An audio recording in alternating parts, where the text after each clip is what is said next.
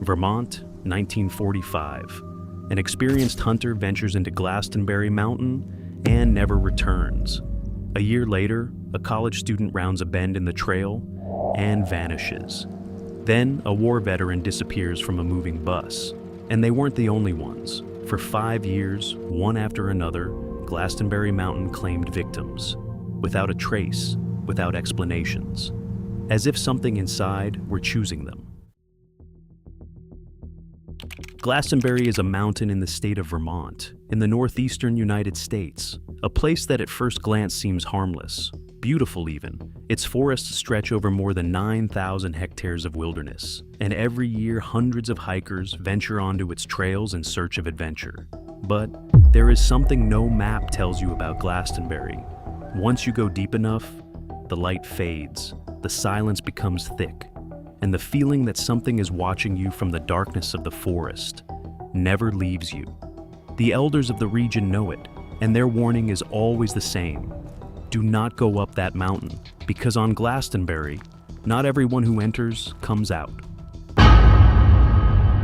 It all began on November 12th, 1945. Mitty Rivers was an experienced hunter. He knew these woods better than anyone. That day he was leading a hunting expedition when he decided to go ahead of the group. His companions saw him walk away among the trees, and that was it. They never saw him again. Searches were organized for several days. They scoured every corner of the area. The only thing they found was an unused bullet cartridge, floating in a stream. No sign of Rivers, not then and not ever. A year later, on December 1st, 1946, a young college student named Paula Weldon went for a walk on the exact same trail where Rivers had disappeared. Several witnesses saw her that day. Among them, an elderly couple walking approximately 100 meters behind her. They saw her round a bend in the trail. They quickened their pace so as not to lose sight of her.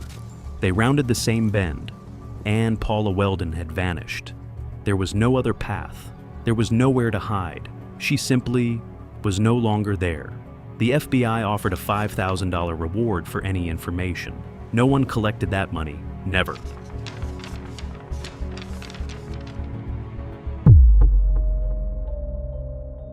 Three years later, on the exact same day, December 1st, 1949, James Tedford disappeared, a war veteran, a robust and experienced man. Tedford was traveling by bus back to his home in Bennington. The passengers confirmed it at the last stop before arriving. He was sitting in his seat, calm. And when the bus arrived in Bennington, his seat was empty. All that was left was a folded bus schedule on the seat. No passenger saw him get up. No passenger saw him get off. On a moving bus, James Tedford simply ceased to exist. 10 months later, on October 12th, 1950, a mother left her 8-year-old son, Paul Jepson, inside her truck while she tended to some animals. She was gone for about an hour. When she returned, the boy had disappeared. Search teams were deployed. They brought in trained tracking dogs. The dogs followed little Paul's scent with precision until they reached the exact same stretch of road where Paula Weldon had disappeared 4 years earlier. And there, the trail went cold. Dead stop. As if the boy had ceased to exist at that exact point on the road. Just 16 days later, on October 28, 1950, Frida Jackson went for a walk with her cousin Herbert. Halfway down the trail, Frida slipped and fell into a stream. She told Herbert to wait while she returned to camp to change her wet clothes. Herbert waited and waited. Frida never returned to camp, nor did she go back to where Herbert was. 5 exhaustive searches of the area were conducted, including aerial searches. Nothing. Until May of 1951, when her body appeared in an open field. A field that had been searched 5 times, completely visible, as if someone had put it there afterward. The body was so deteriorated that it was impossible to determine the cause of death.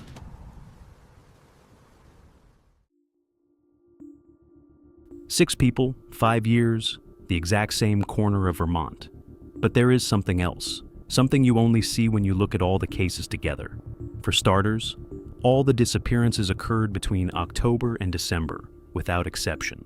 Year after year, Glastenbury Mountain claimed its victims in the final months of the year. Coincidence? Maybe. But there is more. Two of the victims, Paula Weldon and little Paul Jepson, were wearing bright red coats the day they disappeared, and the tracking dogs lost Paul's scent at the exact same spot where Weldon had vanished. The exact same spot. On the exact same stretch of road, as if there were something in that specific place that erased every footprint, every scent, every piece of evidence that a person was ever there.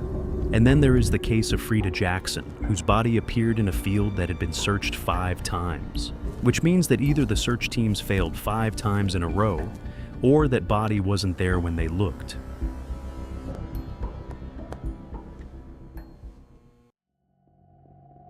So, what is happening on Glastenbury Mountain? Investigators have proposed several explanations. The first and most obvious, a serial killer, someone operating in the area during those 5 years. But this theory has a huge problem. Serial killers generally follow a demographic pattern. They attack people of a similar age, gender, or profile. The Glastenbury victims have nothing in common. A middle-aged hunter, a college student, a war veteran, an 8-year-old boy, an older woman, and no known killer can make someone disappear from a moving bus without any passenger noticing a thing. The second hypothesis is more disturbing. The native peoples who inhabited this region for centuries had a specific warning about this place. They spoke of a stone capable of swallowing everything that stepped on it, and they described the area as the convergence point of the 4 winds, a place where the visible world and something else touch. Some modern investigators have connected these legends with the study of so-called X-points, natural portals where the magnetic fields of the Earth and the Sun briefly connect. According to NASA, these portals open and close in fractions of a second, but some stay open longer. Could one of these portals explain why trails disappear at specific points? Why people simply cease to exist without leaving any evidence? And then there is the third hypothesis, the one the locals have been telling since the 19th century. During a stormy night in the 1800s, a stagecoach was stranded on the roads of the Glastenbury Mountains. From the darkness, a figure emerged, 8 feet tall, covered in hair, with red eyes that glowed in the night, the Bennington Monster. Over the years, there have been multiple sightings of this creature in the area, and some investigators wonder if the victims of the Bennington Triangle didn't encounter something in those woods that the world is not yet ready to acknowledge. Today, Glastenbury Mountain is still there, silent, imposing. Its forests just as dense, its trails just as lonely. The cases were never solved. None of the victims were ever found alive. And no explanation, not the killer, not the portal, not the creature, has managed to answer the question that has been floating over this mountain for decades. What took those people? The answer, if it exists, is still waiting somewhere among those trees, in some dark corner of Glastenbury Mountain.